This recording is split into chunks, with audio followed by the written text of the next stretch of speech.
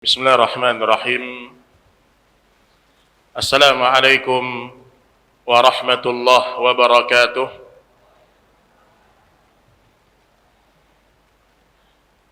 Alhamdulillahi rabbil alamin. Wa bihi nasta'inu ala umuri dunya waddin. Wassalatu wassalamu ala ashrafil anbiya wal mursalin wa ala alihi wa sahbihi wa man sara ala nahjihi wa tamassaka bi sunnatihi ila yaumiddin. Ya ayyuhalladzina amanu taqullaha haqqa tuqatih wa la tamutunna illa wa antum muslimun. Ya ayyuhan nasu taqu rabbakumul ladzi khalaqakum min nafsin wahidah wa khalaqa minha zawjaha wa batha minhuma rijalan katsiran wa nisaa'a wattaqullaha alladzi tasaaluna bihi wal arham inna allaha kana alaikum raqiba. Amma ba'du fa inna asdaqal hadithi kitabullah wa khairal hadi hadi Muhammadin sallallahu alaihi wasallam wa syarral umuri muhdatsatuha fa inna kulla muhdatsatin fid dini bid'ah wa kulla bid'atin dalalah wa kulla dalalatin finnar. Kaum muslimin dan kaum muslimat, ikhwan dan akhwat, para Bapak Ibu rahimani wa rahimakumullah. Alhamdulillah, kita bersyukur kepada Allah Subhanahu wa taala. Pada siang hari ini kita kembali bisa berkumpul di majelis ilmu Allah Subhanahu wa taala. Dan mudah-mudahan setiap ilmu yang kita pelajari, setiap ayat-ayat Allah, sunnah-sunnah Rasulullah sallallahu alaihi wasallam yang kita dengarkan, kita termasuk ke dalam orang-orang yang diberikan cahaya oleh Allah Subhanahu wa taala di hari kiamat. Sebagaimana hadis Rasul sallallahu alaihi wasallam, "Nadharallahu imra'an sami'a maqalati faballaghaha." Kata Nabi sallallahu alaihi wasallam, semoga Allah merahmati seorang hamba yang dia mendengarkan hadisku, kemudian dia menyampaikannya kepada manusia. Baik Bapak Ibu sekalian rahimani wa rahimakumullah, pada siang hari ini kita akan membahas sebuah tema yang berjudul Jalan Menuju ke Dalam Surga.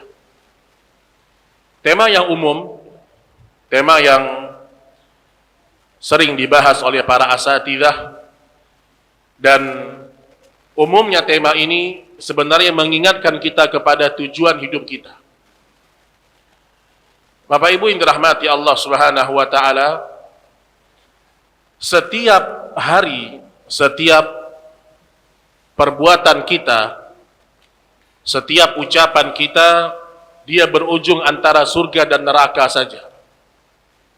Ini kata Al-Imam Ibnu Qayyim rahimahullahu taala, semua manusia sebenarnya mereka berada di persimpangan jalan. Itu diingat itu. Setiap ucapan kita, setiap perbuatan kita, kita semua berada di persimpangan jalan. Ada yang memilih jalan ke kanan, surga Allah Subhanahu wa taala, dan ada yang memilih jalan ke kiri, yaitu neraka Allah Subhanahu wa taala. Baik, pada siang ini saya akan membacakan beberapa ayat-ayat Al-Qur'an.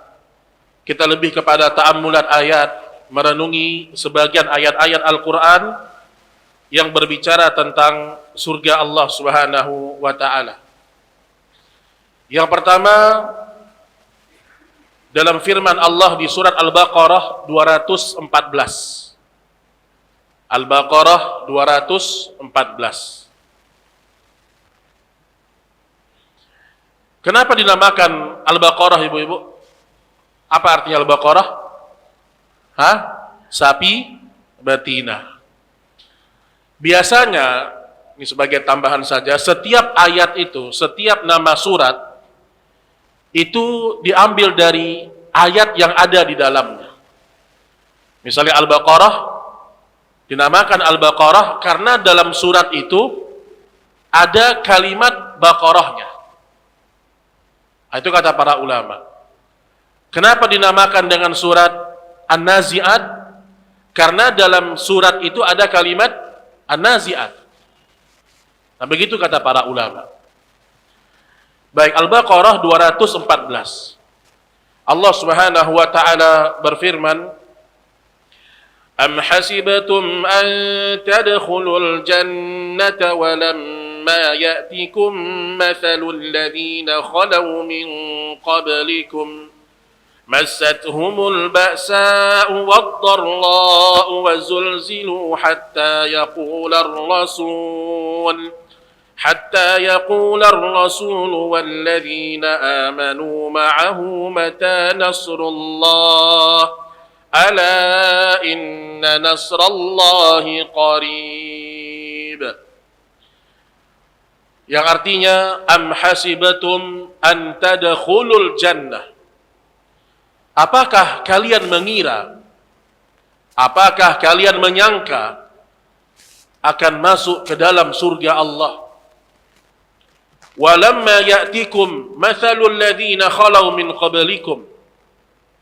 Padahal belum datang kepada kalian sebuah cobaan, sebuah ujian sebagaimana datang ujian itu kepada orang-orang sebelum kalian. Orang-orang sebelum kita, ibu-ibu yang dirahmati Allah, ujian mereka sampai mereka dikatakan orang-orang yang beriman, mereka dikatakan orang-orang yang dekat dengan Nabi sallallahu alaihi wasallam, mereka lulus uji. Mereka diuji Allah di dunia, mereka lulus dengan ujiannya Allah. Dan ujian terbagi menjadi dua. Ujian itu terbagi menjadi dua. Ada ujian yang berupa kenikmatan dan ada ujian yang berupa kesengsaraan, keburukan.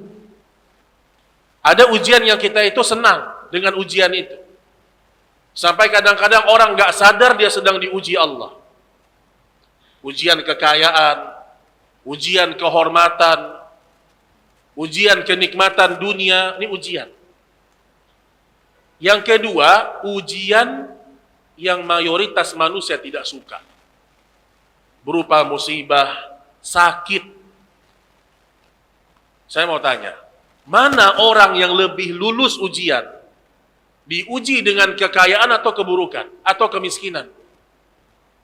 Hah? Kira-kira nih, mana yang orang lebih banyak lulus diuji sama Allah? Ketika diberikan kekayaan atau kemiskinan? Kemiskinan. Pertanyaannya, ibu milih diuji kaya atau miskin? Tetap aja kaya. Padahal tahu tuh, banyak orang gak lulus dengan ujian kekayaan. Maka dari sini kata para ulama, ketika Nabi Shallallahu Alaihi Wasallam masuk ke dalam surga, Nabi melihat mayoritas penduduk surga itu orang-orang fakir, orang-orang yang tidak punya, orang-orang yang tidak dianggap oleh sebagian manusia ketika mereka di dunia. Tapi mereka orang-orang yang beramal saleh. Makanya ujian itu ada dua. Dan ujian yang menimpa umat sebelum kita berputar antara kekayaan dan kemiskinan, kesehatan dan rasa sakit, dan seterusnya begitu cobaan orang-orang sebelum kita. Masathumul ba'sa wad dharra. Mereka ditimpa oleh Allah, mereka ditimpa malapetaka, kesengsaraan, serta dengan diguncangkan dengan berbagai macam cobaan, sehingga mereka berkata kepada Rasul dan orang-orang yang beriman bersamanya, mata nasrullah, kapan datang pertolongannya Allah? Saking beratnya cobaan, saking beratnya ujian mereka, mereka sampai datang kepada Rasul, sampai datang kepada orang-orang yang beriman. Mata nasrullah, kapan Allah tolong kita? Kapan Allah mendatangkan kemenangan sama kita? Apa kata Allah Subhanahu wa taala? Ala inna nasrallahi qarib. Sesungguhnya pertolongan Allah itu sangatlah dekat. Baik, para ikhwan dan akhwat rahimani wa rahimakumullah. Surga itu dikelilingi oleh sesuatu yang tidak disukai oleh jiwa. Surga dikelilingi oleh segala sesuatu yang dibenci oleh hawa nafsu. Itulah jalan ke surga. Kalau kita ingin masuk surga, kita pasti melawan arus. Ingat itu. Gak ada jalan ke surga itu yang ringan, yang mudah. Gak ada. Kata Nabi SAW, hujibatul jannah bil makarih, wa hujibatin nar bisyahawat. Surga Allah dikelilingi oleh segala sesuatu yang dibenci oleh jiwa. Dan neraka Allah dikelilingi oleh segala sesuatu yang dicintai oleh hawa nafsu. Dalam kitab Sayyidul Khatir yang ditulis oleh Al-Imam Ibnul Jauzi rahimahullahu ta'ala, beliau menyebutkan sifat asli manusia itu membawa pembawaan yang buruk. Sifat asli kita ini buruk. Kalau Bapak Ibu ingin melihat sifat asli manusia yang belum mendapatkan wahyu, belum mendapatkan mendekat kepada Allah, belum tahu dengan agama, ingin lihat sifat aslinya manusia, lihatlah sifatnya orang-orang kafir. Lihatlah sifatnya Fir'aun, Qarun. Itu sifat asli manusia. Maka sifat asli kita ini tidak suka dengan kebaikan. Kita ini semuanya membawa sifat egois, suka marah, tidak sabar, lebih mendahulukan diri kita daripada orang lain. Itu sifat asli kita. Kapan seorang bisa merubah sifat aslinya itu? Ketika dia belajar din, ketika dia kenal dengan agama Islam. Itu yang membuat orang yang tadinya pemarah menjadi penyabar. Itu yang orang yang tadinya dia bakhil, gak mau berbagi sama orang. Dia kenal kepada agama, dia menjadi orang yang suka berbagi. Dan kalau Bapak Ibu ingin melihat siapa orang yang telah berhasil merubah sifat asli mereka, itulah para sahabat. Para sahabat Rasul sallallahu alaihi wasallam. Disebutkan dalam sejarah Umar bin Khattab radhiyallahu taala anhu. Umar bin Khattab sebelum masuk Islam, tidak ada manusia yang lebih dia benci kecuali seorang bernama Muhammad bin Abdullah. Itu orang yang paling dibenci sama Umar. Ibu tahu enggak? Saking orang tidak yakinnya Umar masuk Islam. Apa kata orang-orang Makkah? Kalau ada onta yang masuk ke lubang jarum peniti, baru Umar bakal masuk Islam. Saking orang gak yakinnya dengan beliau. Bu bisa bayangkan, kalau ada onta masuk ke lubang peniti, baru saya yakin Umar bin Khattab akan masuk Islam. Karena mereka tahu Umar sangat benci kepada Nabi, ingin membunuh Nabi Shallallahu Alaihi Wasallam. Tapi lihat, ketika Nabi berdoa kepada Allah, Allah memberikan hidayah kepada Umar. Maka Umar merubah karakter dirinya dengan izin Allah. Yang tadinya dia orang yang paling tidak suka dengan Islam, paling tidak suka dengan Nabi, menjadi sosok yang super dermawan, super penyabar. Ini Umar bin Khattab, seorang yang ketika sudah kenal kepada agama Allah, beriman kepada Islam, berubah semua sifat buruk yang ada pada dirinya. Maka saya sampaikan ini agar kita mengerti bahwasanya kita secara hukum asalnya sudah membawa sifat buruk. Kalau sifat itu tidak kita lawan dengan belajar agama, sifat itu akan semakin buruk dan semakin buruk. Makanya di dalam Al-Quran Allah Subhanahu wa ta'ala, coba kita lihat di dalam surat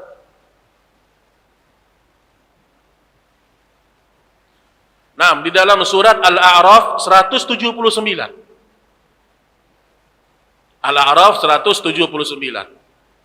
Ayat ini, Bu, menggambarkan manusia kalau tidak kenal kepada Islam, perangainya lebih buruk daripada binatang. Orang kalau nggak kenal sama agamanya, kesehariannya akan lebih buruk daripada hewan ternak. Allah Subhanahu wa ta'ala berfirman, وَلَقَدْ ذَرَأْنَا لِجَهَنَّمَ كَثِيرًا مِنَ الْجِنِّ وَالْإِنسِ لَهُمْ قُلُوبٌ لَا يَفْقَهُونَ بِهَا وَلَهُمْ أَعْيُنٌ لَا يُبْصِرُونَ بِهَا وَلَهُمْ آذَانٌ لَا يَسْمَعُونَ بِهَا أُولَئِكَ كَالْأَنْعَامِ بَلْ هُمْ أَضَلُّ أُولَئِكَ هُمُ الْغَافِلُونَ. Dan sesungguhnya kami jadikan neraka jahanam itu kebanyakan dari jin dan manusia. Neraka jahanam diisi oleh jin dan manusia. Kenapa? Lahum qulubun la yafqahuna biha. Mereka memiliki hati, tetapi hatinya tidak dipergunakan untuk memahami ayat-ayat Allah. Makanya Bapak Ibu, kalau kita bicara takwa, Pak, kita bukan bicara lisan, Pak, bukan. Siapa orang yang bertakwa? Di sini takwa itu. Di mana, Bu? Di sini. Di dada, di hati ketakwaan itu. Sebagaimana Nabi Shallallahu Alaihi Wasallam mengatakan, at-taqwa hahuna yusiru thalatha marrat. Nabi mengatakan di hadapan para sahabat, takwa itu ada di dalam hati kalian. Makanya hati, kalau tujuannya bukan surga, dia pasti mengarahkan ke dalam api neraka. Itu hati. Dan hati itu kalau bertakwa, maka lisan akan bertakwa. Mata akan ikut bertakwa. Telinga ikut bertakwa. Maka Allah sebutkan setelah itu, walahum a'yunun la yubsiruna biha. Pertama, mereka punya hati namun tidak bertakwa hati mereka. Apa efeknya? Mereka punya mata namun mata mereka tidak dipakai melihat ayat-ayat Allah. Yang laki-laki ini, Pak, mata ini kalau dia tidak bertakwa sama Allah, dia akan banyak memandang sesuatu yang haram. Mata kita ini. Dan salah satu sebab seorang dia tidak bisa merasakan keindahan istrinya yang halal karena dia tidak menjaga pandangan mata. Ibu kalau punya suami, ibu udah dandan rapi, suami bilang nggak ada perubahan, nggak ada, kamu udah pakai bedak nggak ada perubahan. Itu berarti mata suami kita banyak mandang yang haram. Dan terjadi. Ibu coba lihat, banyak orang yang selingkuh, selingkuhannya lebih jelek daripada istrinya, Bu. Iya atau tidak, Bu? Ibu-ibu ngangguk-ngangguk, Pak. Coba lihat. Karena ketika seorang melakukan maksiat, Bapak Ibu sekalian, syaitan akan memperindah sesuatu yang buruk. Sampai ada seorang suami selingkuh sama pembantunya. Suami selingkuh kepada orang yang lebih jelek daripada istrinya. Karena dia tidak bisa memandang sesuatu yang, tidak bisa menjaga dari sesuatu yang haram. Kan sering kita lihat di berita, ya Allah istrinya udah cantik, selingkuh dengan yang kayak gini gitu. Makanya dalam Islam, seorang harus bertakwa matanya sama Allah. Kemudian telinga. Walahum adhanun la yasma'una biha. Jalan menuju ke dalam surga itu jalan di mana mata dan telinga terjaga. Telinga. Apa maksiat telinga, Bu? Maksiat mata jelas, mandang yang bukan halal. Maksiat telinga apa, Bu? Apa? Satu, gibah. Dengarkan aibnya orang, dengarkan gibahannya teman. Yang kedua, mendengarkan. Kenapa suaranya kecil kalau musik? Sama aja itu. Musik haram dalam Islam, Bu, haram. Gak ada satupun ulama yang bersantai-santai dengan musik, tidak ada. Ibu tahu, Ibnu Umar, sahabat Nabi, ketika dia lewat di pasar,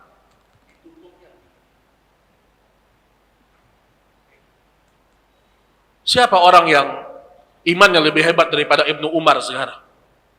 Sehingga dia mengatakan musik gak apa-apa kalau mendekatkan kita dengan Allah. Gak ada musik yang mendekatkan sama Allah, tuh gak ada. Mana musik yang bisa membuat seorang dekat sama Allah, mana? Tidak ada. Makanya seorang dia bertakwa kepada Allah, semakin sering dia mendengarkan musik, akan semakin dia tidak pernah khusyuk dengarkan Quran. Bu, perhatikan itu. Coba lihat. Dan fitrahnya kita, Bu, fitrahnya manusia, itu nggak suka sama musik. Nggak suka. Contohnya apa? Ambil satu contoh. Kalau memang musik itu adalah sesuatu yang membahagiakan, menenangkan batin. Coba, ibu punya orang tua sedang dirawat di rumah sakit. Ibu ingin menghibur orang tua ibu. Ibu bawa gitar ke dalam rumah sakit. Ibu main gitar di depan dia. Kira-kira lebih nyaman mana, main gitar di depan orang sakit atau membaca Al-Quranul Karim? Al-Quran, Bu.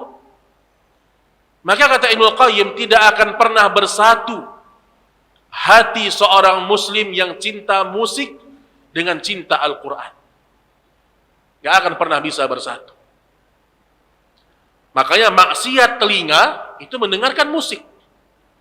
Sampai disebutkan kalau seorang melakukan perjalanan safar dalam hadis yang sahih, kemudian di dalam tunggangan itu dia mendengarkan ayat-ayat Allah, dia mendengarkan lantunan-lantunan syaitan, musik, maka sesungguhnya isi dalam kendaraan itu adalah syaitan.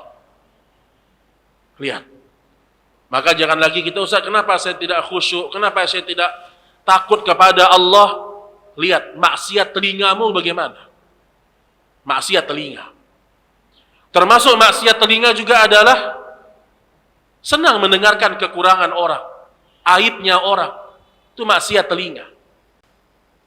Sehingga Allah mengatakan mereka punya telinga tetapi tidak dipakai untuk mendengarkan ayat-ayat Allah. Ulaika kal an'ami balhum adal. Mereka semuanya yang seperti tadi lebih buruk daripada binatang ternak yang mengatakan bukan saya tapi pencipta langit dan bumi. Allah yang mengatakan. Orang kalau punya mata nggak dipakai melihat ayat-ayat Allah, punya telinga nggak dipakai mendengarkan ayat-ayat Allah, punya hati tidak dipakai untuk memahami agama Allah, dia lebih buruk daripada binatang ternak. Dan itulah yang terjadi. Itulah yang terjadi di masa kita. Ketika seorang tidak kenal kepada agamanya, maka dia mempunyai akhlak yang sangat buruk, bahkan lebih buruk daripada hewan-hewan ternak. Baik, oleh karena itu Bapak Ibu yang dirahmati Allah, ayat Al-Baqarah 214 tadi menggambarkan kepada kita seorang akan masuk surga Allah ketika dia bersabar dengan semua cobaan-cobaan. Baik, itu dia ayat yang pertama yang menjadi bahasan pada siang hari ini. Kemudian yang kedua disebutkan di dalam surat An-Nisa 31. An-Nisa 31. Tadi yang pertama berarti jalan ke dalam surga adalah jalan orang-orang yang ditimpa cobaan dan ujian. Itu jalan ke surga. Jalan yang kedua, An-Nisa 31. Allah Subhanahu wa taala berfirman, إن تجتنبوا كبائر ما تنهون عنه نكفر عنكم سيئاتكم وندخلكم مدخلا كريما. Jika kamu menjauhi dosa-dosa besar di antara dosa-dosa yang dilarang kamu untuk mengerjakannya. Lihat, Allah mulai berbicara masalah dosa. Tadi ayat Al-Baqarah Allah berbicara masalah cobaan dan ujian. Dalam surah An-Nisa 31, jalan ke dalam surga adalah jalannya orang-orang yang menjauhi al-kabair, dosa-dosa besar. Baik, Bapak Ibu yang dirahmati Allah Subhanahu wa taala, al-kabair itu artinya adalah dosa-dosa besar. Dan Al-Imam Az-Zahabi telah menyebutkan ada 76 dosa besar. Ada 76 dosa besar. Namun dari 76 dosa-dosa besar ini, ada yang Nabi katakan al-kabair. Jadi al-kabair para ulama susun 76. Tapi yang memang dari Nabi secara khusus itu ada 7 dosa. Atau disebut dengan al-kabair, ya. Disebutkan dalam hadis riwayat Imam Bukhari dan Muslim, Nabi sallallahu alaihi wasallam bersabda, "Ala unabbiukum bi akbaril kabair." Rasulullah mengatakan, "Maukah kalian aku beritahukan tentang dosa yang paling besar?"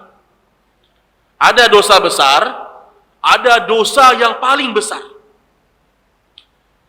Sampai Nabi mengulang 3 kali. Ala unabbiukum bi akbaril kabair. Maukah kalian aku beritahukan dosa yang paling besar? Diulang 3 kali oleh Nabi sallallahu alaihi wasallam. Kata para sahabat, "Qulna bala ya Rasulullah." Tentu wahai Rasulnya Allah. Maka Nabi sebutkan.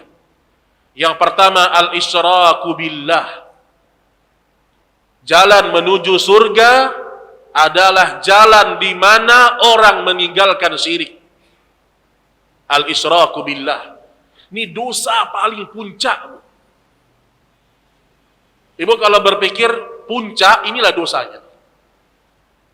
Berbuat syirik sama Allah. Saya mau tanya ibu-ibu, contoh syirik apa, Bu, dalam keseharian kita, Bu? Apa? Kedukun. Ya, kedukun ini termasuk dosa besar, silkul akbar ini.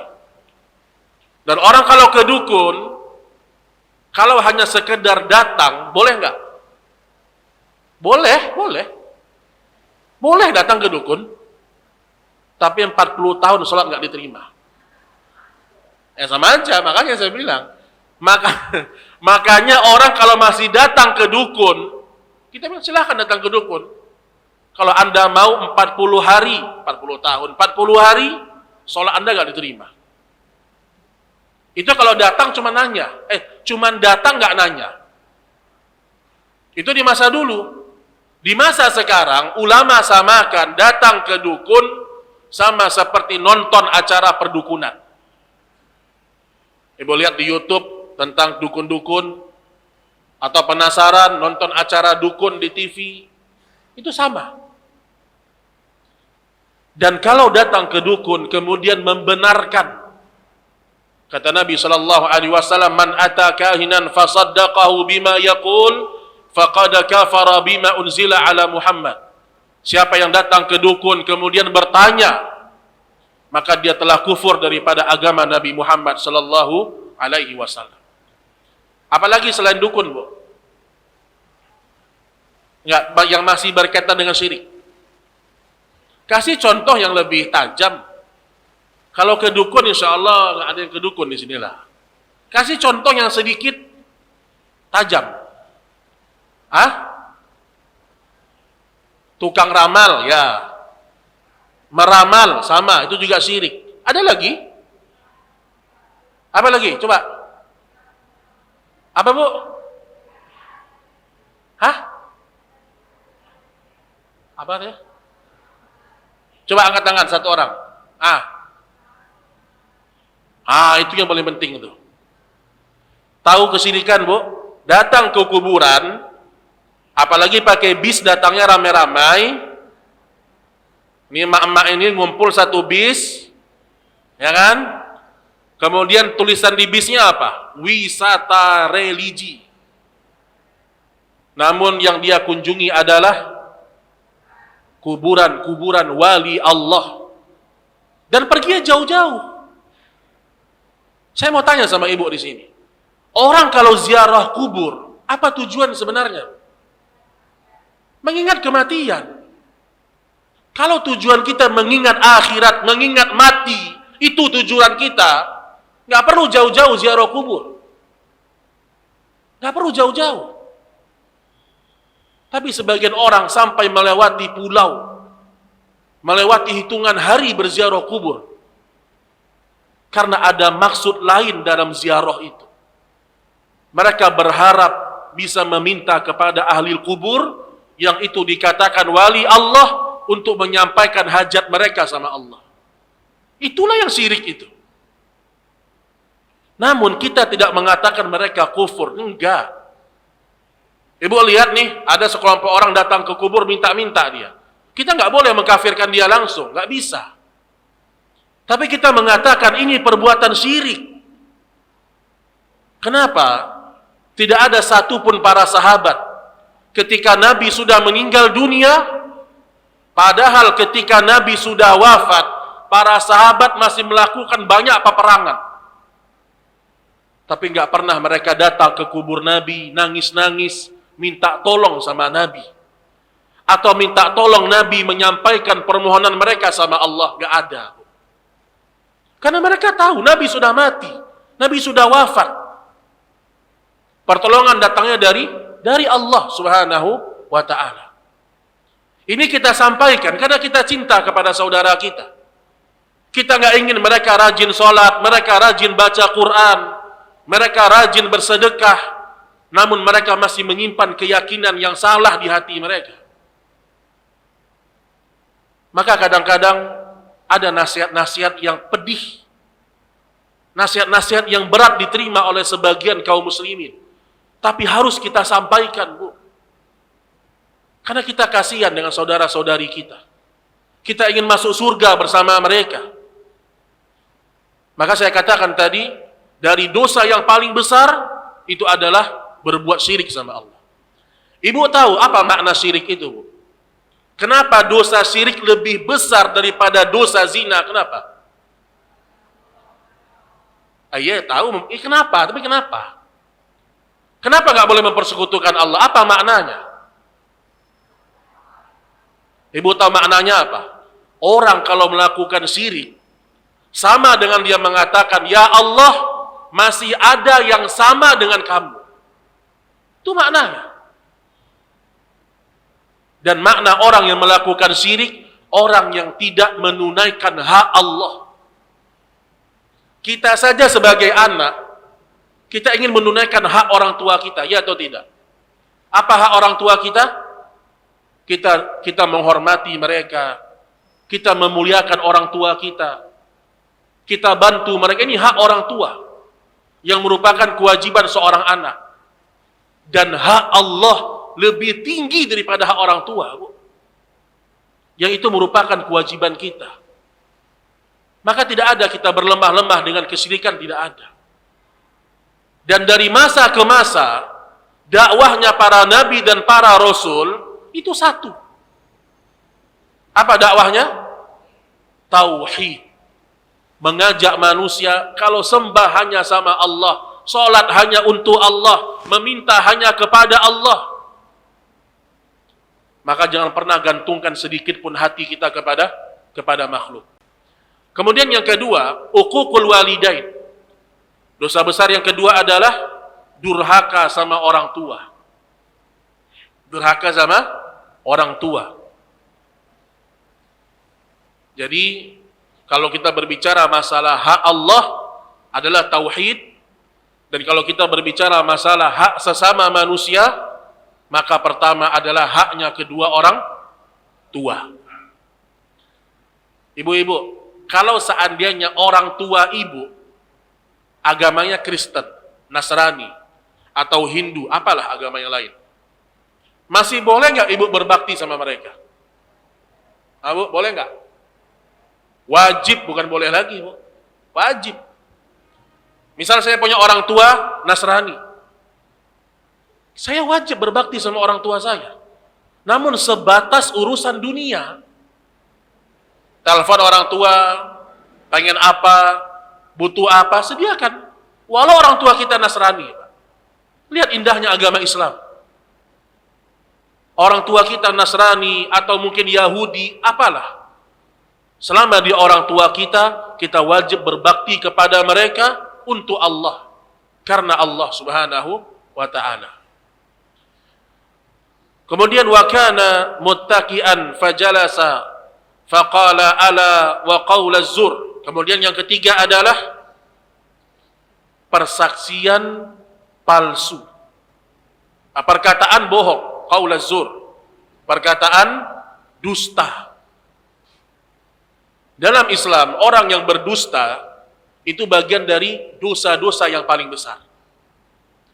Nah, saya mau tanya, ibu, ketika saya katakan dusta, bohong, yang terfikir apa, Bu? Berbohong kepada sesama manusia. Nah, berbohong kepada sesama manusia, yang paling besar dosanya seperti apa? Jadi, kalau kita bohongin teman kita, itu dosa besar. Tapi ada dosa dusta yang lebih besar. Apa itu? Berdusta atas nama Nabi. Ibu tahu berdusta atas nama Nabi? Ibu bacakan, Rasulullah bersabda, demikian, demikian, demikian. Ketika dicek, nggak ada hadisnya. Hadis palsu. Orang yang menyebarkan hadis palsu, orang yang menyebarkan hadis-hadis yang lemah, Nabi tidak pernah mengatakan, tapi dia sampaikan kepada orang, dia telah berdusta atas nama Nabi. Makanya hati-hati. Gak semua artikel di WhatsApp, atau mungkin di Instagramnya ibu-ibu, ada hadis, ibu langsung sebarkan. Karena bisa jadi hadisnya palsu. Kalau hadisnya palsu, ibu sebarkan, orang tersesat, dan kita termasuk telah berdusta atas nama Nabi. Kalau kita berdusta sama teman kita, itu kan dosa besar. Tapi efeknya antara kita dengan dia saja. Dan efeknya hanya urusan dunia. Tapi kalau berdusta atas nama Nabi, itu efeknya kemana-mana. Efeknya kepada umat, kepada ibadah, kepada agama, kepada kesesatan. Maka dulu ada orang di pasar, di masa salaf, dia seorang pedagang terung. Tahu terong? Apa terung atau terong? Terong. Ya, terong. Kalau di Sumatera terung namanya. Terong nih. Dia pedagang terong. Dia jualan gak laku-laku. Terus dia jual hadis Nabi. Barang siapa yang membeli terong 7 dalam sehari, Allah jauhkan wajahnya dari api neraka. Langsung laris terongnya, Bu. Itu maksud saya tadi. Salah satu sebab munculnya hadis palsu karena ada orang-orang yang menjadikan agama untuk mencari mata pencarian mereka. Dan hadis palsu jumlahnya lebih banyak daripada hadis sahih. Hadis palsu lebih banyak jumlahnya daripada hadis yang sahih. Ibu sering dengar misalnya, tuntutlah ilmu sampai ke negeri Cina. Benar nggak tuh, Bu? Ngapain ke Cina jauh-jauh? Hah? Coba nggak masuk akal, Bu. Orang ingin belajar agama, tuntutlah ilmu sampai ke negeri Cina. Dan orang mengatakan ini hadis Nabi. Subhanallah. Ini saya sampaikan hal-hal yang mendasar karena saya lihat mungkin ada yang baru hadir dalam kajian dan seterusnya. Hati-hati dengan hadis-hadis palsu yang disebarkan oleh manusia. Kemudian wa syahadataz zur wa qaulaz zur, dusta dan persaksian palsu. Dusta, kemudian yang terakhir persaksian palsu. Jadi ada seorang misalnya dia bersaksi palsu, dia mengucapkan kalimat-kalimat yang palsu untuk menyelamatkan dirinya dan seterusnya, ini hal yang diharamkan oleh Allah Subhanahu wa taala. Dan ketika Nabi menyampaikan hadis ini, Bu, apa kata perawi hadis? Fama zala yukarriruha hatta qulna laitahu sakat. Kata para sahabat, Nabi terus mengulang-ulanginya sama kami sampai seakan-akan kami dalam hati ingin mengatakan, semoga Nabi diam, semoga Nabi diam.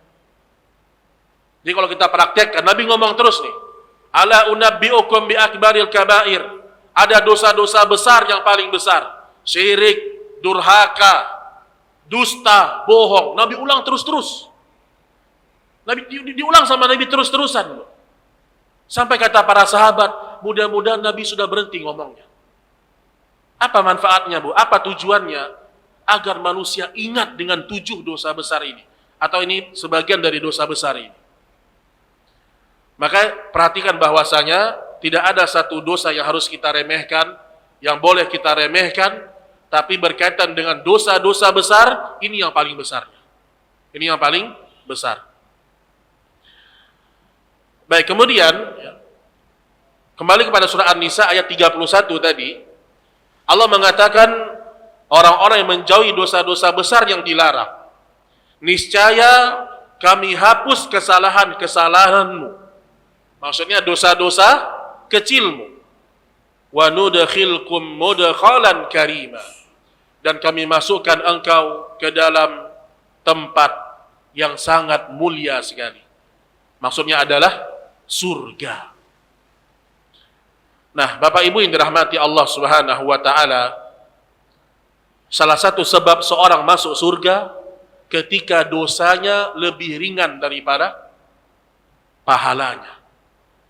Pahalanya banyak, dosanya sedikit. Itu sebab dia masuk surga. Dan Syekh Shalih Fauzan hafizahullah, beliau pernah ditanya, "Ya Syekh, orang-orang yang sudah belajar tauhid, sudah mengerti dengan sunnah Nabi sallallahu alaihi wasallam, kalau besok mereka masuk neraka, kira-kira sebabnya apa? Kita sudah bertauhid nih, tapi ternyata kita masih masuk ke dalam api neraka. Apa sebab terbesar?" Kata Syekh Shalih Fauzan, "Hadza huququl ibad." Biasanya dosa itu berkaitan dengan haknya hamba-hamba Allah.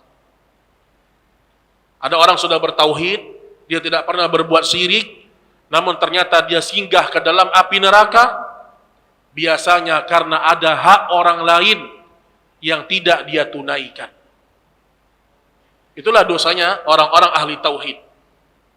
Dan dalam akidah ahlu sunnah, semua dosa besar itu di akhirat tahta masyiatillah.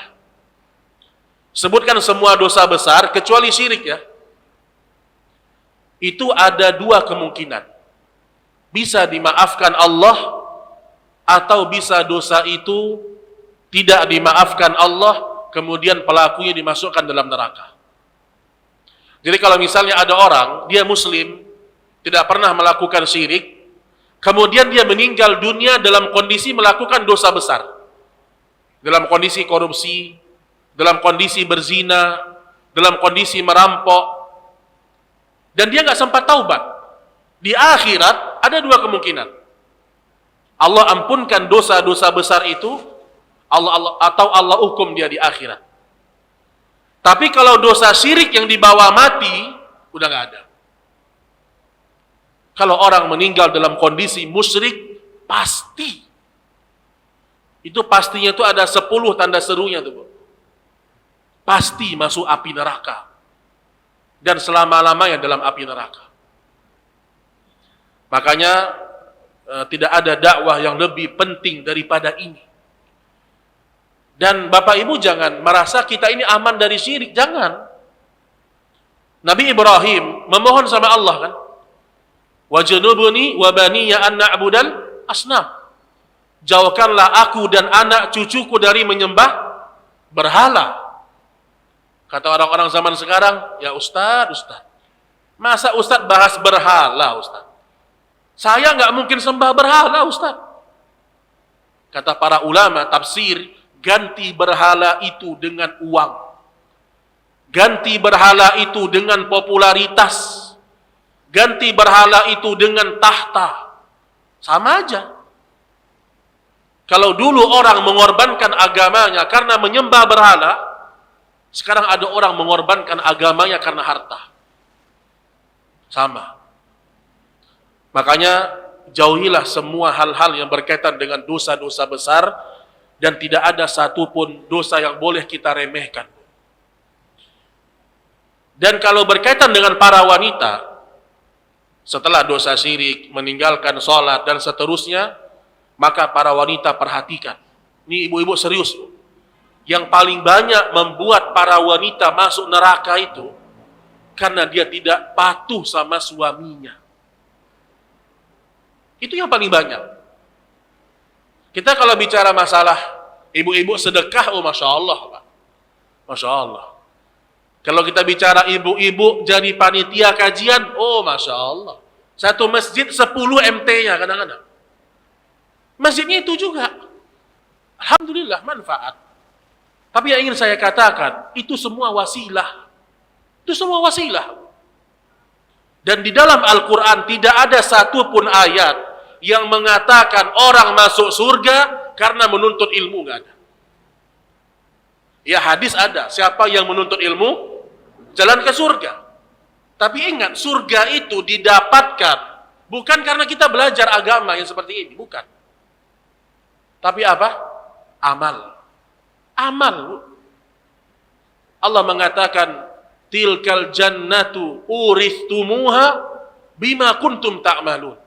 Itulah surga yang kami wariskan kepada hamba-hamba kami yang saleh karena amal-amal mereka. Menuntut ilmu adalah amalan, tapi amalan ini tidak akan berguna kalau tidak diamalkan. Tidak ada gunanya. Makanya semakin seorang belajar agama Allah, semakin dia juga semangat ingin mengamalkan. Misalnya nih, ibu hadir di kajian khusus masalah tauhid, maka sejak itu tekad, saya tidak akan jatuh kepada syirik. Gak akan saya. Ikut lagi kajian masalah ghibah, maka bertekad, saya tidak akan pernah menggibahi siapapun. Begitu seterusnya kita belajar. Kalau tidak seperti itu semangat kita mengamalkan ilmu, maka ilmu hanya akan menjadi bumerang di hari kiamat. Bumerang. Baik, itu dia berkaitan dengan An-Nisa 31. Jauhi semua dosa-dosa besar, dengan dengannya Allah memasukkan kita ke dalam surga. Baik, kemudian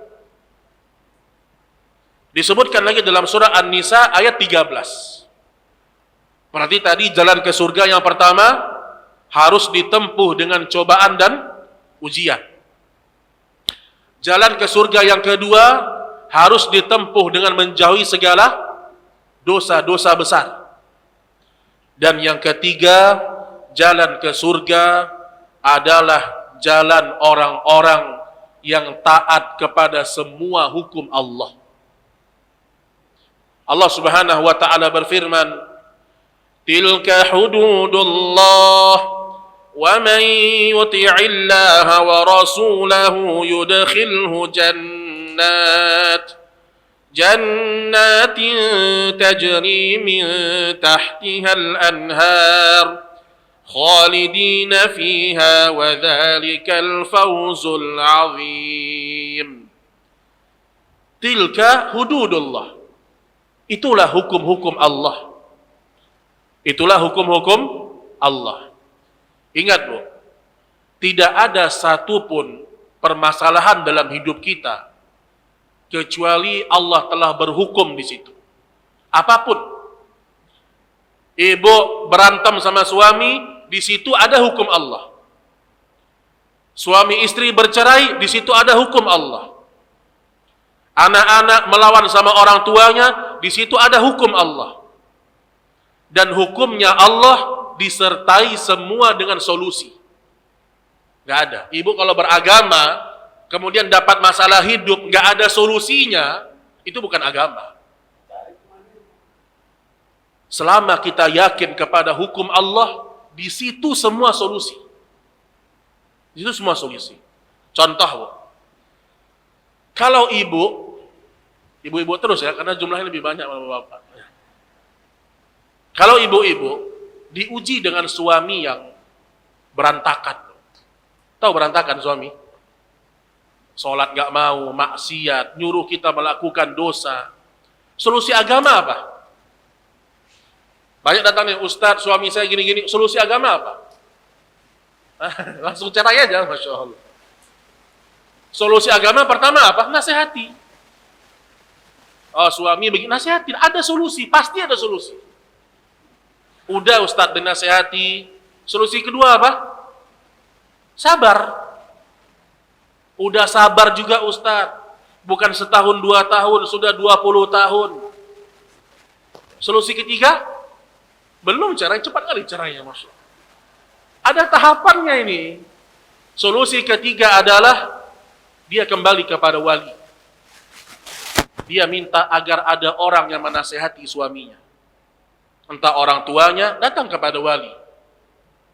Kadang-kadang ibu nasihati suami, suami sedang jengkel dengan ibu, nggak akan diterima. Walaupun ibu ngomong kebenaran. Mas sabar, mas istighfar, mas istighfar. Ah istighfar kamu ini. Astagfirullah. Ada orang begitu, Pak. Nah, solusi terakhir, kalau dinasihati tidak mau, baru cerai. Makanya perceraian dalam Islam, solusi. Solusi, Bu. Makanya orang kalau bercerai, cerainya benar, itu kebaikan untuk dia. Kalau cerainya benar.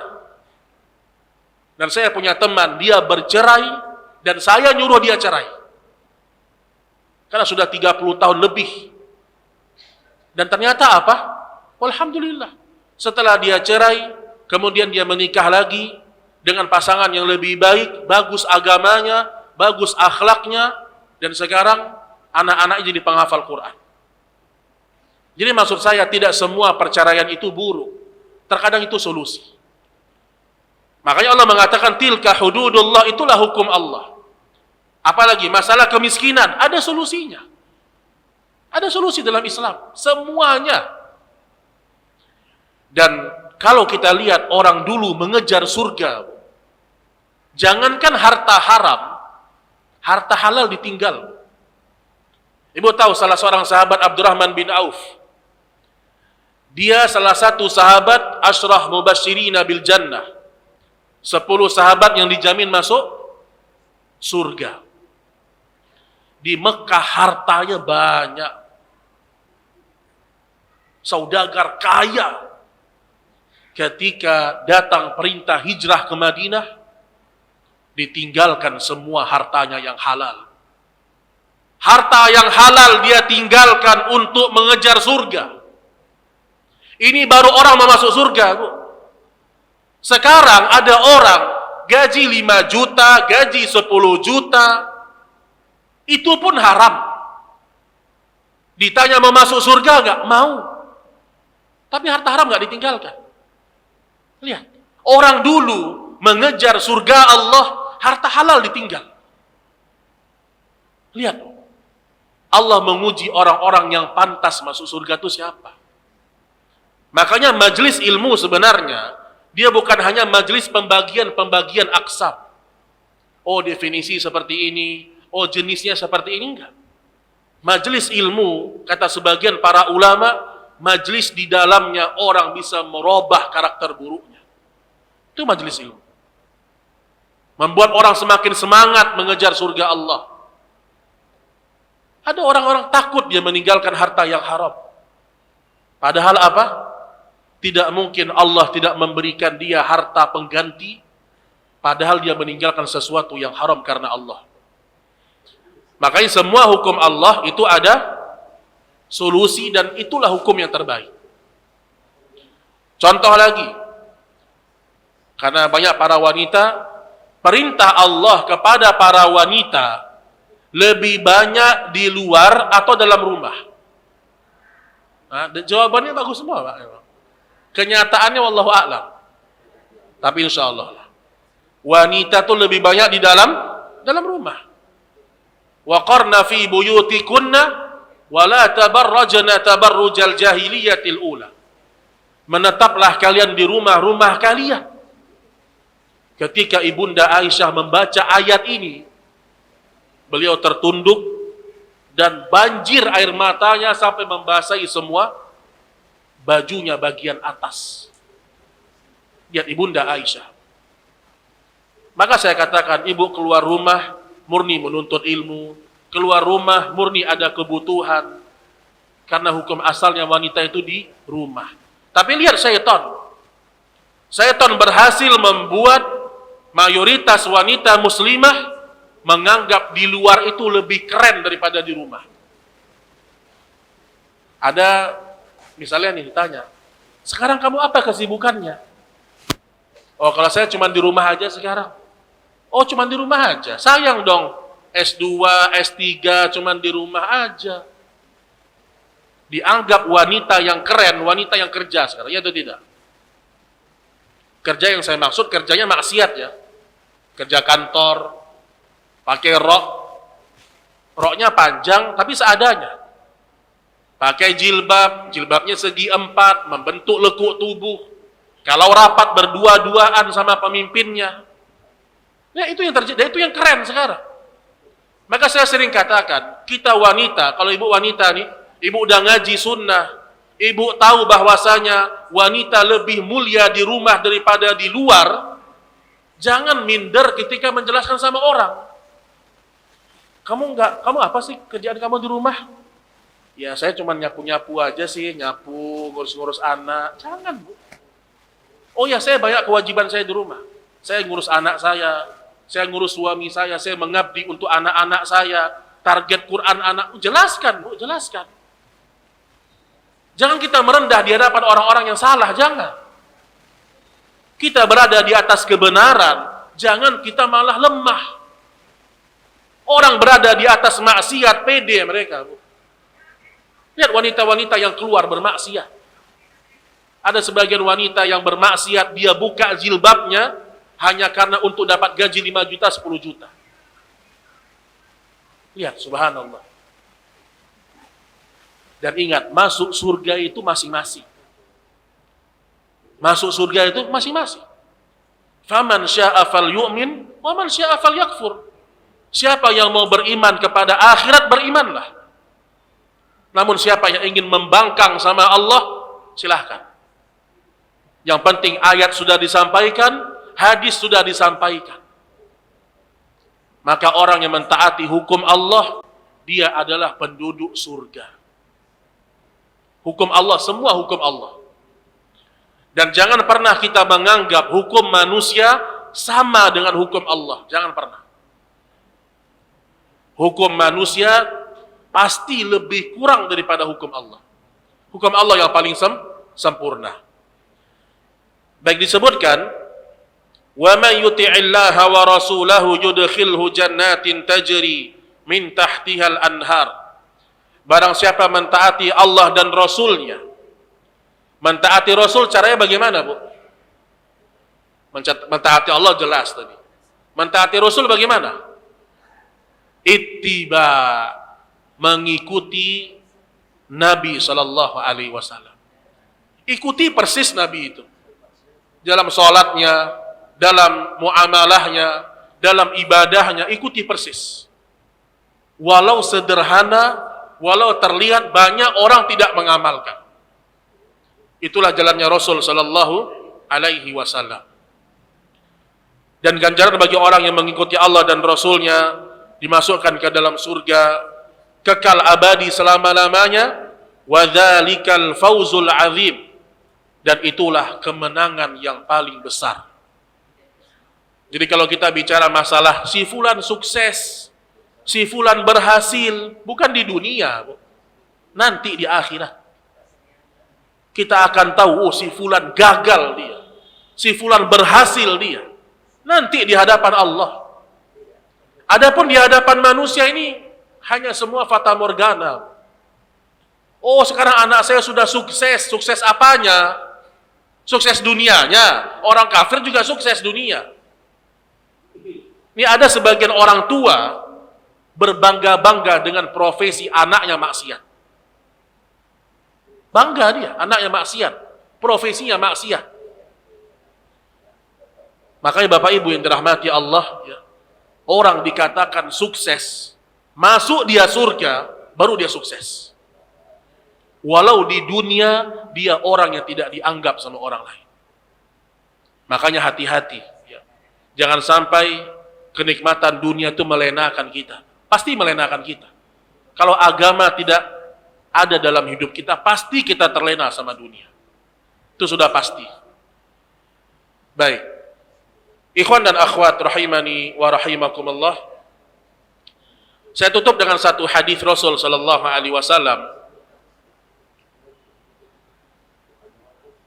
Ini hadis saya bacakan singkat, tapi saya akan jelaskan mungkin besok di Masjid At-Taufik ya, tapi secara singkat saja. Ada 3 perkara yang disumpahi oleh Nabi SAW. Ibu pernah disumpahi orang nggak? Pernah nggak Bu? Pernah disumpahi sama mertua? Pernah Bu? Disumpahi sama anak? Pernah? Atau disumpahi sama siapa lah? Sakit hati nggak Bu? Dan ketakutan nggak? Ada orang bilang, Ustadz saya disumpahi sama ibu saya. Takut dia. Sekarang ada 3 perkara yang Nabi bersumpah dengannya. Dan ingat, sumpah dalam Islam itu ada 3 hal yang harus diperhatikan. Disebutkan dalam surat Al-Maidah 89. Wahfadhu aimanakum. Jagalah sumpah kalian, maksudnya 3. Sedikitkan bersumpah. Jangan sedikit-sedikit sumpah demi Allah, demi Allah, demi Allah, jangan. Kurangi kita bersumpah. Yang kedua, ketika bersumpah jangan menyelisihi sumpah. Itu nggak boleh, ya. Ketika bersumpah jangan menyelisihi sumpah. Yang ketiga, membayar kafarah saat menyelisihi sumpah. Jangan selisihi sumpah. Yang ketiga, membayar kafarah denda saat menyelisihi sumpah. Ibu kalau bersumpah, kemudian ibu langgar sumpah ibu, kafarahnya apa Bu? Apa kafarahnya? Yang pertama adalah it'amu asyarati masakin, memberikan 10 makan orang miskin. Atau au kiswatuhum, atau memberikan pakaian kepada mereka, au tahriru raqabah, atau membebaskan budak. Kalau nggak mampu baru berpuasa. Nah, di sini ya, Nabi bersumpah, Nabi mengatakan salasatun uqsimu alaihinna. Ada 3 perkara aku bersumpah terhadapnya. Wa uhaddithukum haditsan fahfadhu. Aku ceritakan kepada kalian dan hafalkanlah. Yang pertama, sumpah Nabi. Ma naqasa malu 'abdin min shadaqah. Aku bersumpah kepada Allah, tidak akan berkurang harta hamba karena sedekah. Nabi sumpah. Yang kedua, wala zulima 'abdun madlamatan fasabara 'alaiha illa zadahu Allahu 'izza. Aku bersumpah kepada Allah, tidaklah seorang dizolimi kemudian dia bersabar, kecuali Allah akan mengangkat kemuliaannya. Yang ketiga, aku bersumpah kepada Allah, wala fataha abdu baba mas'alatin illa fatahallahu alaihi baba faqrin.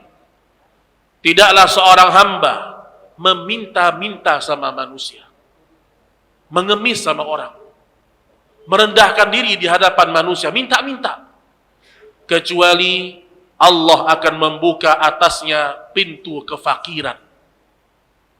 Inilah 3 sumpah Nabi dalam hadis riwayat Imam Ahmad dan Imam At-Tirmidzi rahimahumullahu taala. Apa yang pertama tadi?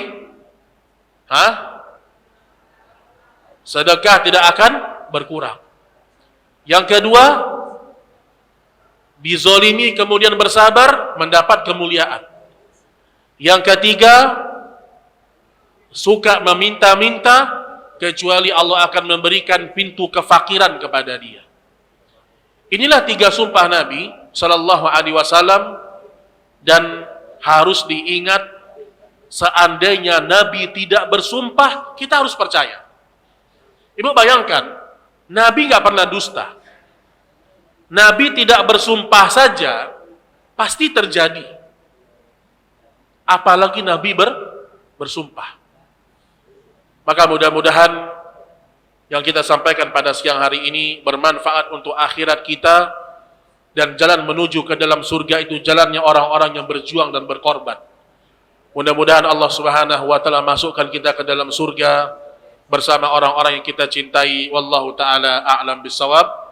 Sebelum diakhiri, kalau ada pertanyaan dipersilahkan Bapak Ibu sekalian.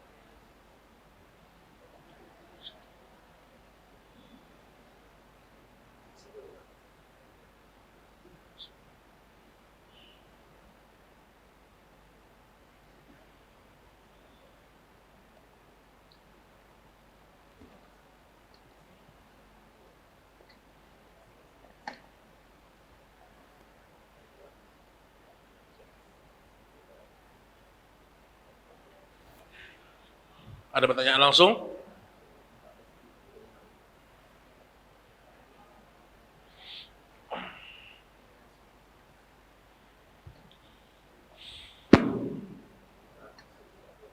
Assalamualaikum warahmatullahi wabarakatuh.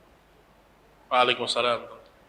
Ustadz, pertama saya mau menanyakan masalah mungkin berbeda dengan yang Ustadz terangkan dari awal. Kalau kita foto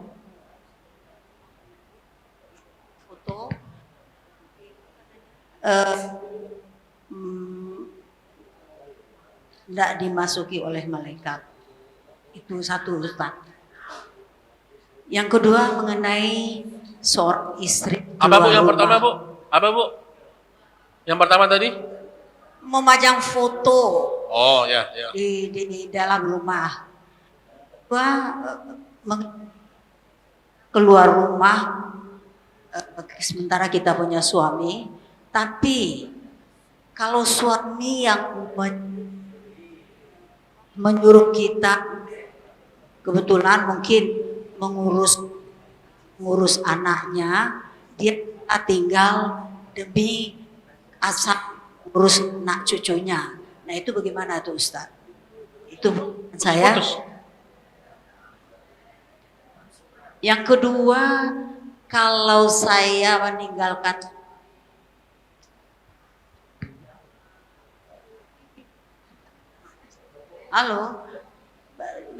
suami, tapi itu atas suruhannya karena saya harus mengurus anak cucunya.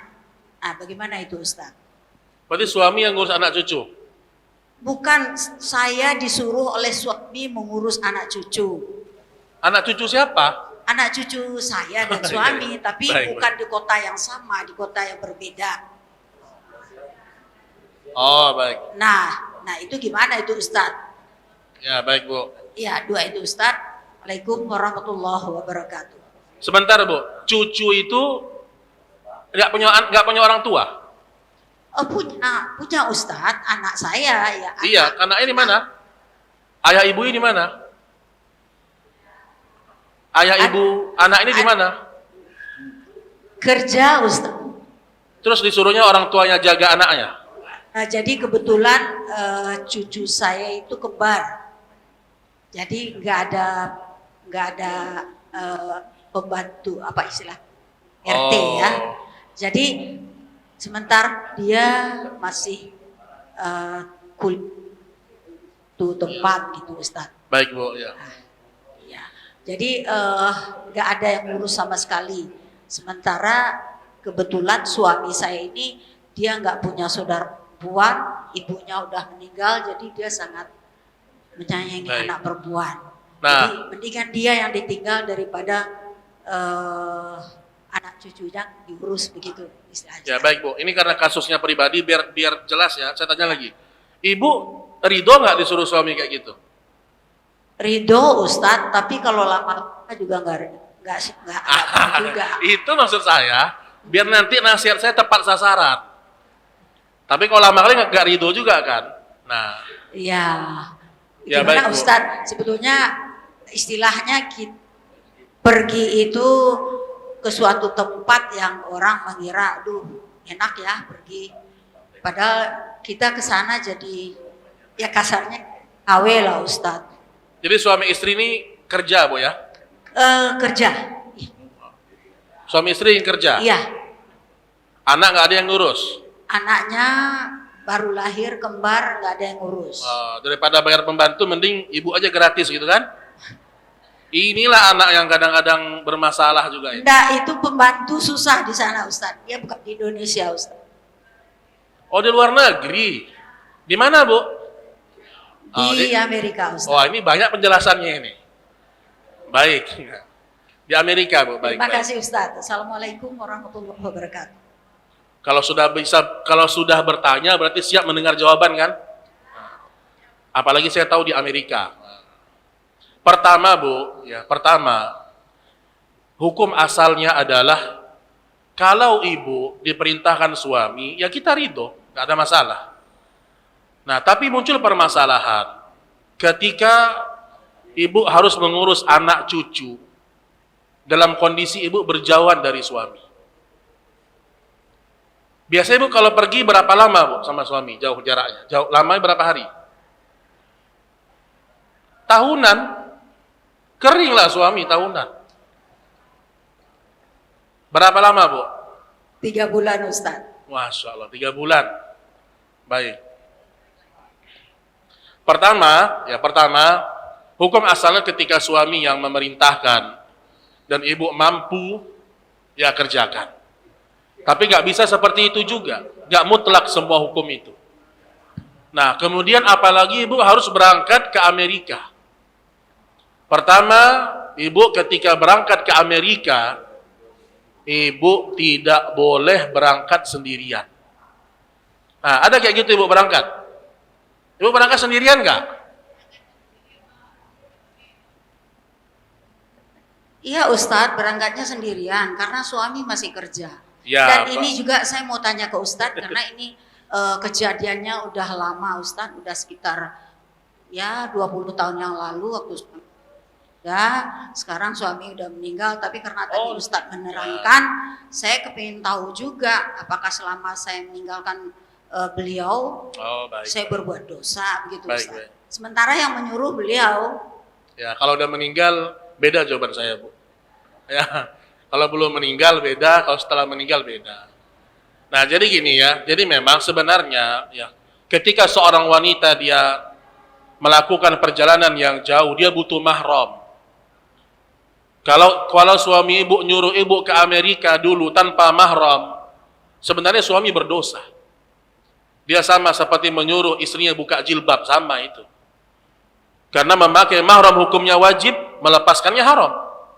Sama. Walaupun suami yang nggak apa-apa kamu berangkat aja, saya ridho. Suami ridho kita keluar tanpa mahram, Allah nggak ridho. Maka nggak berlaku ridhonya suami. Oh suami saya ridho Ustadz, saya nggak pakai jilbab, boleh nggak gitu? Sama. Ridhonya suami tidak ada nilainya kalau bertentangan dengan ridhonya Allah. Nah, kalau itu sudah lewat, sudah terjadi, ya taubat sama Allah. Ya. Karena terkadang ada sesuatu yang kita tidak tahu hukumnya dulu, semoga Allah maafkan. Ya. Nah, kemudian yang kedua, ya, ini juga pelajaran bagi semuanya. Yang namanya kakek, nenek itu senang ngurus cucu sebenarnya. Tapi nggak terus-terusan. Nggak terus-terusan. Karena udahlah, orang tua kita udah capek dulu ngurus kita, sekarang dioper ke ngurus cucu. Makanya juga kesalahan sebagian anak nih. ayahnya sudah usia 70 tahun, masih disuruh jaga toko. Ini menurut saya salah. Harusnya usia 70 tahun, suruh ayah itu ke masjid kajian. Ke masjid berbanyak ibadah, bukan jaga toko. Kok jaga toko? Ini membuat dia semakin cinta sama dunia orang tuanya. Nah, jadi kalau hal seperti itu salah sebenarnya, Bu ya. Apalagi meninggalkan suami dalam waktu yang cukup lama. Walau suami ridho, tapi ada hal-hal pelanggaran syariat di situ. Ya, ada pelanggaran syariat, namun kalau sudah berlalu semoga dimaafkan Allah Subhanahu wa taala. Tadi ada yang kedua. Yang pertama adalah foto. Ibu nanya hukumnya kan? Hukumnya haram 10 harokat. Haram hukumnya. Itu udah 10 harokatnya, Bu. Kenapa? Nabi larang. Manusia yang paling cinta sama kita yang melarangnya. Apa kata Nabi? La yadkhulul malaikah fihi surah wa kalbun. La yadkhulul malaikah baitan. Tidak masuk ke dalam rumah malaikat rahmat, di dalamnya ada foto-foto makhluk bernyawa dan ada anjing. Jadi kalau fotonya digantung, itu nggak boleh. Tapi kalau ada foto disimpan di album itu tidak mengapa. Karena yang dilarang oleh Nabi, yang Aisyah diperintahkan menyobeknya, itu yang terpajang. Gorden ada gambarnya, dilepas. Itu nggak masuk, malaikat rahmat nggak masuk. Makanya banyak nih rumah tangga sering kelahi, coba lihat rumahnya, banyak foto-foto. Kenapa? Malaikat rahmat nggak masuk ke rumah pasangan suami istri yang seperti itu. Jadi foto itu diturunkan. Mau foto wisuda, mau foto dulu nikah, mau foto apa, turunkan aja sudah. Karena Nabi kita melarangnya. Dan untuk anak-anak boleh boneka, tapi bukan untuk dipajang. Kata Syekh bin Baz rahimahullah, anak-anak itu boleh dia bermain boneka, tapi setelah dia main disimpan di gudang, bukan menjadi sesuatu yang dipajang. Ada sebagian orang kan dia buat lemari khusus boneka, itu nggak boleh. Tapi kalau dia simpan itu tidak mengapa untuk anak-anak. Jadi kalau kita ingin malaikat rahmat masuk ke dalam rumah kita, ya hindarkan dari foto-foto makhluk bernyawa. Ya wallahu a'lam bissawab. Hukumnya haram. Ustadznya semua haram, memang haram. Enggak boleh. Malaikat rahmat enggak masuk, apalagi, Bu? Malaikat rahmat enggak masuk ke rumah kita. Pernah Nabi dia masuk ke dalam rumahnya, dilihat sama Nabi Aisyah memasang gorden yang ada gambar kudanya. Kata Nabi, lepaskan ini, ganti dengan yang lain. Disuruh ganti sama Nabi Shallallahu Alaihi Wasallam. Wallahu a'lam bissawab.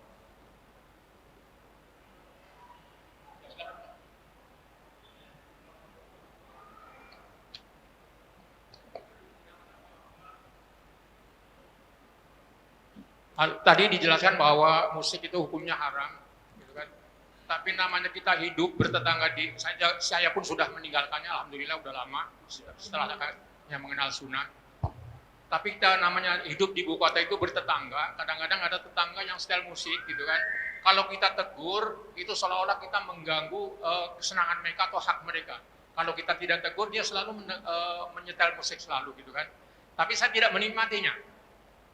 Itu yang pertama, itu jadi caranya bagaimana. Yang kedua, seperti kita kehidupan kita tidak lepas daripada HP, gitu kan ya. Itu ada nada dering dan lain sebagainya. Nyian. Dan sifatnya ada nada dering. Bolehkan? Ya, itu Ustaz. Ya, ini pertama masalah tetangga ya. Tetangga yang suka main musik, ya. Kadang-kadang speakernya 4 lagi sampai dengar ke rumah kita. Apalagi apartemen misalnya, Pak. Kadang-kadang apartemen ini, dia buka pintu sedikit, dengar suara musik di dalam ruangan kita. Nah, bagaimana sikap kita? Ya, kita susah ya. Kalau kita mau ingatkan dengan cara yang baik, ya mungkin dia pasti kesinggung. Pasti dia tersinggung. Namun, paling tidak, kita sudah mengingkarinya dari hati kita. Setiap kemungkaran harus diingatkan. Kalau kita mampu dengan lisan, nggak mampu dengan lisan, dengan hati. Nah, kadang-kadang kita bisa masuk dari sisi yang lain. Misalnya nih, musiknya kebesaran, minta dia untuk kecilkan. Jangan matikan musik, emosi lah dia. Tapi Pak, tolong kecilkan sedikit. Minimal Anda saja yang dengar, itu bisa Pak. Karena kadang-kadang orang nyetel musik keras-keras. Ini kan mengganggu juga, ya kan? Jangan kan musik, Al-Quran saja, Al-Quran, disetel keras-keras boleh atau tidak? Nggak boleh. Itu sedang ibadah, sama nggak boleh kita ganggu orang. Nah, apalagi ini sesuatu yang memang diharamkan Allah, tegur dengan cara yang baik. Udah Ustadz, terulang lagi, ya sudah. Berarti dia sedang menzolimi kita. Kita terzolimi kita. Dan kita nggak berdosa karena kita mengingkarinya. Kita nggak beriman kepada hal tersebut. Jadi kita hanya bisa sebatas mengingatkan, Pak. Setelah itu gimana? Ya kita risiko sudah. Kalau kita punya tetangga yang kayak gitu. Maka di masa dulu, Bu, di masa para salaf dulu, ketika mereka mau beli rumah, rumah mereka menjadi mahal harganya, karena di sebelahnya rumahnya seorang yang soleh. Orang dulu nyari rumah, lihat tetangga dulu. Kalau tetangganya soleh, baru dia mau tinggal di rumah itu. Kalau tetangganya orang nggak jelas, nggak jadi dia. Ya, dekat dengan masjid. Dekat dengan masjid, masjidnya tergantung juga. Karena ada juga masjid yang berisik, ada. Masa azan jam 5, jam 4 udah setel kasidahan, setel ayat, itu mengganggu, Bu. Kita bukan bicara masalah cinta Quran atau tidak. Tapi ini kita masalahnya Nabi tidak mencontohkan. Makanya para ulama membahas tuh. Termasuk suara-suara Al-Quran, suara salawat-salawat. Itu enggak patut untuk disetel keras-keras di masjid. Dan enggak perlu sebenarnya. Karena syiar itu adalah azan, cukup syiar azan. Dan jadi itu resiko tuh, Pak. Kalau kita punya tetangga yang seperti kita, sabar sudah. Dan memang kadang-kadang memang seperti itu, susah. Ya, kemudian yang kedua berkaitan dengan ringtone HP, sama juga. Ya, jadi kalau suara HP kita itu seperti suara musik, nyanyian, apalagi nyanyian nggak jelas, nyanyian kucing garong macam-macam lah nggak jelas. Ini sama, tinggalkan semuanya. Kalau bisa suara ringtone HP itu suara yang normal aja. Normalnya suara telepon itu sudah cukup. Itu sudah cukup. Jangan juga berlebihan. Suaranya suara azan, jangan. Suara ringtone HP suara azan. Suara ringtone HP-nya suara murattal, jangan, nggak boleh. Karena Al-Quran bukan untuk itu. Al-Quran bukan untuk itu. Ya, wallahu a'lam bissawab. Bismillah, Ustadz, mau tanya. Ustadz, apa boleh pada saat kita mau berenang di tempat umum, kita sudah memakai baju muslim yang benar-benar syar'i, karena itu juga renangnya itu hanya untuk terapi, karena lagi sakit gitu Ustadz, dan disarankan untuk terapi air. Jadi terapi. Gimana Bu? Coba ulang lagi Bu, suaranya kok gak jelas ya?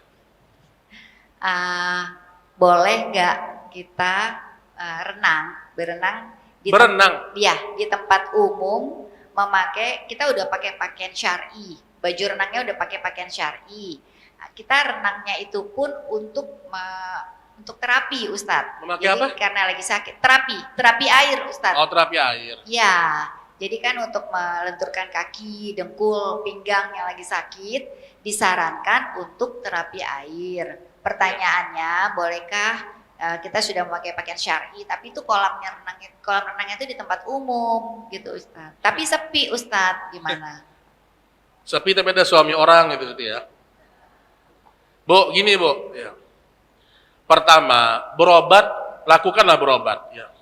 Tetapi kalau sudah masuk ke ranah-ranah tempat renang, apalagi tempat renang yang umum, pasti ada maksiat. Walaupun ibu datang dengan baju yang syar'i, minimal ibu melihat sesuatu yang tidak syar'i. Tahu sesuatu yang tidak syar'i, ibu melihat auratnya sesama wanita. Makanya Syekh Muhammad bin Shalih Al-Utsaimin ketika ditanya, apa hukumnya wanita berenang, isinya hanya perempuan saja. Nah, gimana hukumnya, Bu? Hah? Banyak yang protes, Pak. Apa kata Syekh Utsaimin? Ibu kalau berenang pakai basah mencetak nggak? Hah? Mencetak.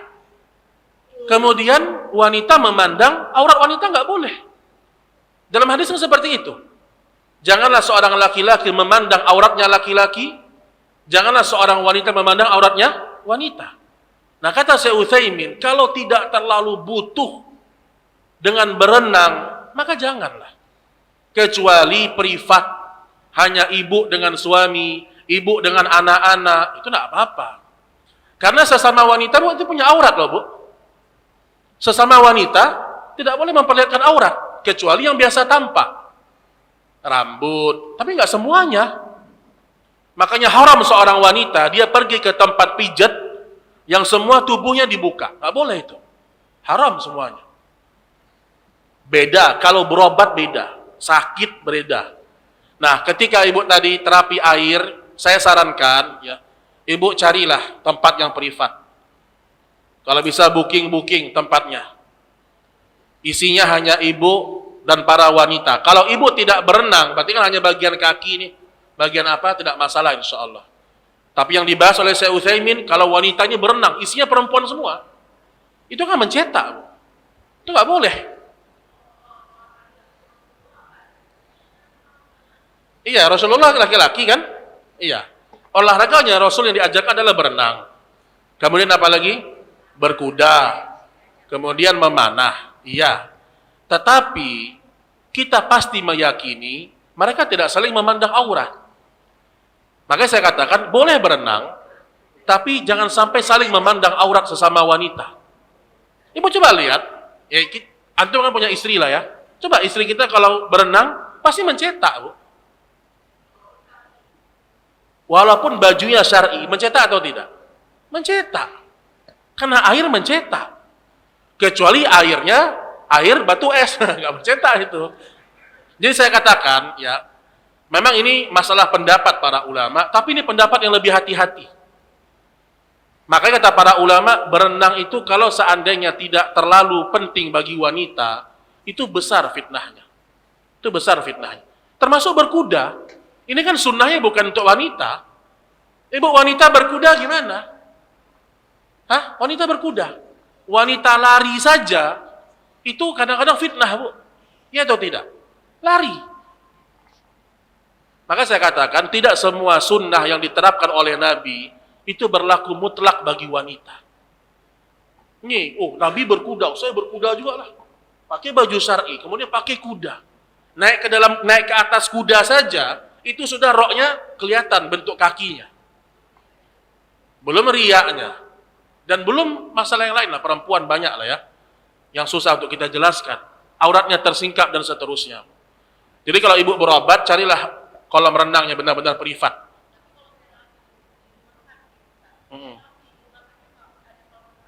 Ya. Nah, maka saya katakan, kalau sudah masuk ke ranah berobat, jangankan itu sesuatu yang kadang-kadang memang diharamkan dalam kondisi normal, dibolehkan. Contoh operasi, tidak ada dokter perempuan, hanya dokter laki-laki, yaitu darurat hukumnya beda. Ya, beda. Jadi ibu lihat kondisinya. Tapi kalau kondisinya masih bisa, seandainya ibu memilih tempat privat, bagus. Tapi kalau nggak bisa, memang kondisi rumah sakit seperti itu, ya jaga semaksimal mungkin lah. Ya, jaga semaksimal mungkin. Wallahu a'lam bishawab. Ya, silakan, Bu. Ustaz, saya mau menindaklanjuti pertanyaan Ibu tadi. Menindaklanjuti, Masya Allah. Jadi Ibu tadi bertanya tentang ke Amerika tanpa mahram. Sedangkan anak saya juga kuliah di sana. Kemudian kalau misalkan bapaknya harus mengantar, mungkin kan tidak bisa bekerja. Ya. Sedangkan saya pergi tidak sebentar. Dan kita juga pindah-pindah negara. Anak saya satu di Perancis, yang satu kuliah di Swiss, dan yang satu di Rusia. Nggak ada di Indonesia ya, Masya Allah. Ya, jadi 1 bulan di sini, 1 bulan di sini, 1 bulan di sini. Dan tujuan saya itu Ustadz ke sana bukan karena jalan-jalan, tapi mau melihat dia bagaimana agamanya, bagaimana dia ngajinya. Itu sebenarnya tujuan saya, Ustadz. Kemudian bagaimana kalau tanpa mahram yang selama ini pernah saya lakukan? Itu saya tidak tahu, itu saya waktu itu harus dengan mahram, itu saya dosa yang lalu gimana itu Ustaz? Sedangkan kalau bapaknya ngantarkan nggak akan mungkin selama 4 bulan harus ngikutin saya di sana. Bagaimana itu Ustaz? Terus yang kedua, yang pertama sekarang nikah dan saya pasti kangen dengan cucu saya harus melihat gitu Ustaz, dan dia juga minta gitu. Gimana Ustaz kalau saya yang mendampingin saya anak saya perempuan Ustaz? Bisakah itu? Terima kasih Ustaz. Assalamualaikum warahmatullahi wabarakatuh. Waalaikumsalam warahmatullahi wabarakatuh. Maka saya katakan, banyak orang tidak lulus diuji dengan harta. Ini buktinya. Buktinya, Bu. Kita punya harta, akhirnya anak kita sekolah jauh, ya kan gitu kan. Akhirnya banyak hal-hal yang harus kita terjang dari hukum Allah. Padahal Nabi mengatakan apa? Ana bari'un min kulli muslim. Aku berlepas diri dari setiap muslim. Yuqimu baina adharul musyrikin. Yang dia tinggal di tengah-tengah mayoritas orang-orang musyrik. Nabi berlepas diri. Artinya apa? Nabi nggak menjamin imannya, nggak menjamin sholatnya. Nah, itu pertama dulu. Nah, jadi kalau ibu nanya, apakah ibu berdosa? Berdosa, Bu. Berdosa. Walaupun niat ibu baik. Jangankan ibu ke Perancis, ke Swiss, ibu haji nggak pakai mahram, ibu dosa besar. Haji ibu sah, iya. Wanita safar haji tanpa mahram, hajinya sah. Tapi dia wanita pelaku dosa besar. Karena dia melanggar aturannya Allah dan Rasulnya. Baik. Jadi ibu tetap pilih berangkat dengan mahram. Yang sudah ibu lakukan selama ini salah. Karena ibu melanggar aturan Allah dan Rasulnya. Dan Nabi mengatakan jangan bersafar wanita tanpa mahramnya kalau dia beriman kepada Allah dan hari akhir. Jadi kalau anak ibu di situ nggak apa-apa, karena dia tinggal mukim. Tapi ibu yang berangkat ke situ butuh mahram. Nah, itu berat, Bu. Dan itu berat bagi ibu memang. Dan untuk itulah makanya saya katakan terkadang ada hal-hal yang kita harus berkorban biaya untuk mentaati aturan Allah. Ya, wallahu taala a'lam bissawab. Baik, karena waktu kita terbatas sudah masuk salat asar insyaallah taala. Ini yang bisa Anda sampaikan pada pertemuan ini. Wassallallahu ala nabiyyina Muhammad. Subhanakallahumma wa bihamdik asyhadu an la ilaha illa anta astaghfiruka wa atubu ilaik. Assalamualaikum warahmatullahi wabarakatuh.